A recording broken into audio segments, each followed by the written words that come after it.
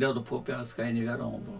Въпросът не е свършен изче. Вие казвате, че не вярвате в Бога, ма трябва да докажете защо не вярвате. Кое ви кара да не вярвате? Какво ангелето и какво е? Видица. От кого е създаден? От човек.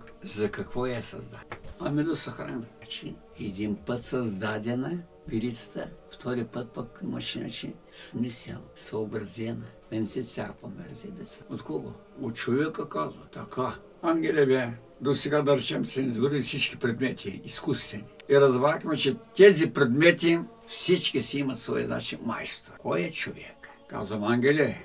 Разбрахме, че човек е майстор на всички изкуствени предмети. Човек е жива и естествена машина. От кого е създадена тази машина, бе, ангеле? Дядо Попека има една сила. Разумна ли е тази сила? По всичко ли, че е разумна? Свръхестествена сила. За вас тази сила обаче не е известна, не я познавате. А ние я познаваме. Ние я познаваме. При реката Йордан, когато нашия Спасител, Господ Исус Христос, взе върху себе си второто царство Троица. Бог Отец се обади от небето. Този е моят възлюбен син, в когото е моето благоволение. Дух Свети слези във вид на гълъб. Това е пълнотата на Бога Света Троица. Бог Отец, Бог Син, Бог Дух Свети. Това не може да загине. Бог е безкраен, създаде и човека, значи безкрайен да съществува.